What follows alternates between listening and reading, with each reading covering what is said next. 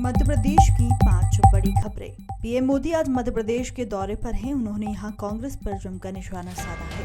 साथ ही कहा है कि अगली दिवाली 3 दिसंबर को मनाएंगे, जब एमपी में पूरी शान से फिर कमल खिलेगा। प्रधानमंत्री नरेंद्र मोदी ने मंगलवार को कहा कि लोगों के जबरदस्त समर्थन के कारण मध्य प्रदेश में बीजेपी के पक्ष में आंधी चल रही है और जनता राज्य से कांग्रेस को उखाड़ कर फेंकेगी। वह 17 नवंबर को होने वाले विधानसभा चुनाव से पहले मध्य प्रदेश के शाजापुर में एक चुनावी सभा को संबोधित कर रहे थे। उन्होंने कहा है, मैं यहाँ सभा में बड़ी संख्या में लोगों को भाग लेते हुए देख सकता हूँ, जिनमें से कई धूप में खड़े हैं। कोई सभा में के लिए कोई व्यवस्थाएं भीड़ की तुलना में थोड़ी कम है। प्रदेश में ऐसी आंधी चल रही है जो राज्य में कांग्रेस के तंबू को उखाड़ फेंकेगी। मध्य प्रदेश में कमलनाथ की अगुवाई वाली कांग्रेस सरकार समेत अलग अलग राज्यों की सरकारों को नाजायज तरीके से गिराने का आरोप भारतीय जनता पार्टी पर लगाते हुए कांग्रेस अध्यक्ष मल्लिकार्जुन खड़गे ने मंगलवार को कहा है कि दूसरे लोग छोटी मोटी चोरी करते हैं, लेकिन बीजेपी राज्यों की चुनी हुई सरकारें गिराने के लिए बड़े डाके डालती है। खड़गे ने सेवड़ा विधानसभा क्षेत्र के इंदरगढ़ कस्बे में कांग्रेस की चुनावी सभा में कहा कि वर्ष 2018 में आपने मतदाताओं ने मध्य प्रदेश में कांग्रेस की सरकार बनाई। इन्होंने कांग्रेस के विधायकों को लालच देकर एक स्थान पर ले जाने के बाद उन्हें रिश्वत दी और ये सरकार गिरा दी। उन्होंने आरोप लगाया है कि बीजेपी ने इस तरह केवल मध्य प्रदेश ही नहीं बल्कि कर्नाटक, महाराष्ट्र, मणिपुर, गोवा और उत्तराखंड में भी चोरी की सरकार बनाई। मध्य प्रदेश में विधानसभा चुनाव को लेकर मंगलवार को बीजेपी के दिग्गज नेताओं ने चुनावी सभा को संबोधित किया है। वहीं मंगलवार को मध्य प्रदेश के रायसेन पहुंचे बीजेपी अध्यक्ष जेपी नड्डा ने कांग्रेस पर जमकर निशाना साधा। जेपी नड्डा ने आरोप लगाया है कि बिहार, मध्य प्रदेश, राजस्थान, उत्तर प्रदेश जैसे राज्य बीमारू राज्य थे।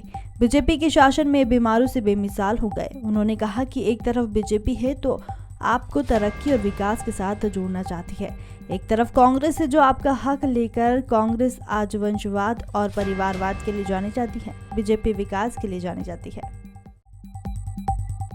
कांग्रेस की राष्ट्रीय प्रवक्ता रागिनी नायक ने मीडिया के सामने तोमर के बेटे का वीडियो दिखाते हुए आरोप लगाया है कि बीजेपी के नेता के बेटे काले धन और पैसे के हेरफेर हवाले में शामिल है। पीएम ने कहा था कि सबके खाते में काले धन से 15-15 लाख रुपए आएंगे। पीएम मोदी ने नारा दिया था, ना खाऊंगा ना खाने दूंगा। उन्होंने कहा, तीसरी बार वोट देने से पहले जनता समझ गई है कि काला धन, भ्रष्टाचारी और कमीशन खोरी की सरकार है। पीएम ने चुप्पी साध रखी है, मुख्यमंत्री तक ने खामोशियां रखी हुई है, तो इसका मतलब यह है कि उनका संरक्षण है या फिर उनके ही संरक्षण में सब कुछ हो रहा है। भारतीय जनता पार्टी के चाणक्य और केंद्रीय गृह मंत्री अमित शाह आज मंगलवार को एक बार फिर मध्य प्रदेश के चुनावी दौरे पर आ रहे हैं। मतदान से 3 दिन पहले अमित शाह मध्य प्रदेश के जबलपुर शहर की साल 2018 में हारी 3 सीटों पश्चिम, उत्तर, मध्य और पूर्व पर मंगलवार को रोड शो करेंगे।